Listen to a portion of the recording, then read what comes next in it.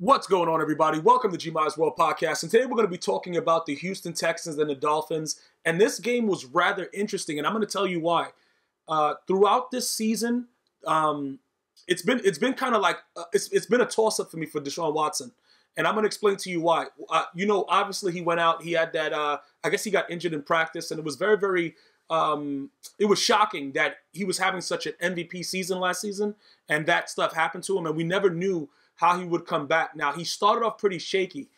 This is 5 in a row for the Texans, and he did have 5 touchdowns. And DeAndre Hopkins had one of the most unbelievable catches. In addition, Devontae Parker's catch was also wild with the deflection, the immaculate reception, and all that stuff like that. But we're going to go ahead and break down what I think is going to be happening going forward. Looking at the Houston Texans, right? Deshaun Watson, obviously, like I said, he had a breakout game and everything like that, but he did miss wide open players, okay? And the reason that I point that out is I still think that he's working his way back into shape. I think he's working his way back into what he was last season, because earlier when the season first started, when they were losing and stuff like that, it made it seem to me that maybe he had already reached his ceiling. But watching him play last night, it looks like he has a lot more growth. There's a lot more things that he can do to make himself better. And I was very happy for you guys and you Texan fans out there that, I know you guys, were looking at it like, yo, what is this guy doing? When is this guy going to get back to what he once was last season? And it looks like they can do it. The other thing that makes them dangerous is their defense. Now, you got a lot of stuff going on. You got Merciless, you got, JaDaveon, Clowney, you got J.J. Watt. Several times last night, what was happening was when they lined up in specific ways, because remember, they moved J.J. Watt all over the place, they moved Clowney, whatever. That's a very dangerous defensive line. I don't know exactly how teams are going to prepare for it, because right now they're on a roll. So what happens is everybody knows about momentum. Once you got the momentum going, it's not much you can do. In the NFL, it's sort of like this. When you talk about the Chiefs right now, and why they're so dangerous, even though, despite the fact that they lost to New England in that nail-biter, and then they came back and just beat I don't know what was going on, when they just took care of business the week after, what happens with that is people start to expect that you're going to be great. Okay, so when they start to expect that you're going to be great, sometimes nervousness sets in. People don't really, you're practicing hard, and then you actually get there, but it's already in your head that this team is already, taken off. And that's what I think is going on with the Texans, because I understand Osweiler's there, Tannehill is hurt, whatever, but they both suck anyway. It's not like the Dolphins, they had like this really good team, and then, like Aaron Rodgers got hurt. It's not, bro, it's Tannehill. So Osweiler's garbage. We didn't expect him to really do much. He played well early in the game, but, for the most part, he's going to always turn back into Brock. That's why he was removed from Denver. You know what I'm saying? So that's not an issue that I'm even going to address, because, again, the thing that makes the Dolphins so, like, in my opinion, like they're doomed is because they got Big Brother in their division. So when you got to go see Big Brother, who is Tom Brady, it's not really something, it's not a good thing. It's just not a good thing when you got to go see that dude, because that dude is always staying there like he's just looking at you like, yeah, I'm about to slap you behind the back of the neck.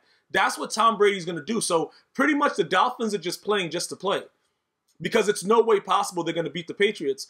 We've already seen what happened to them earlier. So when they play again, it's going to probably be worse, because the Patriots will be in their mode. So when you go to the Texans, right, the Texans are supposed to win this game. The Texans are supposed to be making noise. The Texans has a very good defense. And offensively, I do believe that DeAndre Hopkins, as far as the catch he made last night, I believe that catch was way better than OBJ's catch. And the difference is this was in a winning effort. Remember, OBJ's catch came in a loss to Dallas. Even though Brandon Yu's car is a bum and he created that, they still lost the game. DeAndre Hopkins, them winning this game means a lot more. But remember, it's not like this is the first time we've ever seen DeAndre Hopkins do something this ridiculous. The dude's catching is outrageous. He's always doing stuff like that. It's just the market. You know what I'm saying? The Texans and the exposure and stuff like that. And, he's had some really bad quarterbacks. And it is what it is. So, going forward right now, what do I think about the Texans? I think the Texans are very dangerous, and people have to be very careful when they play against them, because it starts defensively. Okay? J.J. Watt and JaDaveon Clowney just running from both ends is going to cause a lot of problems. Now, they're going to need a little bit more inside pressure. That's what they're going to need. Like, they're going to need a little bit more inside pressure. I think that that's what really separates them from the Rams' defensive line. Because Aaron Donald is a goon, but Ndamukong Suh is sitting right in the middle like, what's good? I'm ready to stomp somebody in the face with my cleats. I think they just need a little bit more inside pressure, because what I was seeing was the outside, the linebackers coming in, everybody like collapsing the pocket from the outside. If they get some inside pressure, a little bit more dominant forces going on, I think we can see a lot more of success defensively for them. And, faster rates, more pressures, because you already know what you're getting from JaDaveon Clowney. And I have to tell you this, man, when he went #1 and everybody was like, yeah, he's going #1 off of that one hit in college, I didn't really know what to believe. I was like, yo, you know what? Then he got nicked up. He was hurt. The way that man is playing right now, like, listen, I'm going to tell you this right now. I don't know, man. If he's able to stay healthy, I think you guys are looking at a Hall of Famer, man. Like, this is the thing about JaDaveon Clowney. I don't know what he's on. I don't know if he's on, you know what I'm saying? Like, I don't know what he's on. Maybe vibranium. I don't know what he's doing, but he's throwing around grown men like rag dolls. Like J.J. Watt, the thing about J.J. Watt, I don't know if he's going to still go back to that whole Defensive Player of the Year status, but he's still a presence. But JaDaveon Clowney, you just see, like, the strength aspect of his game is ridiculous. And I love watching him play. Like, I never even used to care about watching the Texans. And obviously this was one game going on, so you get to watch it in full. But he's so impressive. That to me is very, very impressive. Because these old linemen, he's not spinning off of them, and he's throwing them to the ground. And you guys have to understand that that's not an easy thing to do. These are big, fat guys, bro. And most of them, they're strong. They obviously work out, they lift, they do things like that to keep their bodies, as stout as possible to protect the quarterback. He's throwing left tackles to the ground. That doesn't make any sense. That's a lot of power. And if you look at the way that he's built, I'm telling you right now, if he's able to stay healthy, you're going to be, bro, this guy is Hall of Fame potential right there. Like, that's my opinion. Just watching him, like, this season in particular, just watching him like this, four more seasons like this, 4 or 5, whatever, just consistent pressure, just throwing dudes around, getting better, getting smarter. I'm telling you right now, man, you're going to be looking at something very, very special. I'm liking it, man. Now, overall in the AFC, obviously, I don't expect the Texans to go to the Super Bowl or anything like that. I expect them to make the playoffs. I do think that the Patriots and the Chiefs are the most dangerous teams in the AFC. And I think that, can the Texans beat the Patriots? Yes. I think that they could beat the Patriots.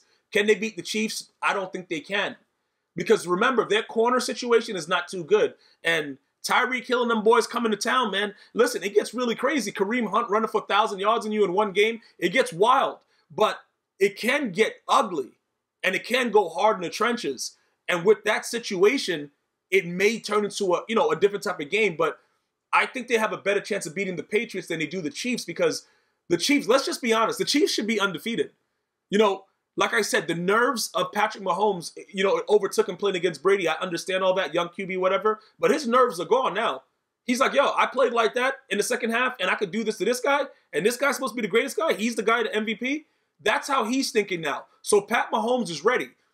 I don't think that they may lose one more game. The Chiefs may lose one more game. I do expect the Patriots to lose another game as well. I do think home field advantage will go through Arrowhead, and that's what makes it dangerous. But again, I think the Texans can beat the Patriots, especially with Rob Gronkowski being so inconsistent. It also depends on Josh Gordon as well with the Patriots. But I just think that the way that it's built, it's a better matchup for them to play the Patriots.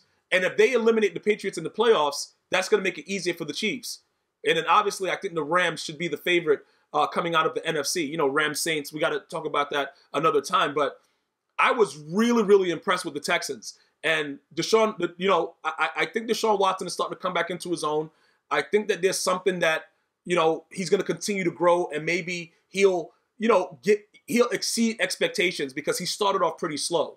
So week 8 is starting to shape out what teams are going to be. I can't wait until Sunday to see exactly what's going on, because this is mid-season, guys.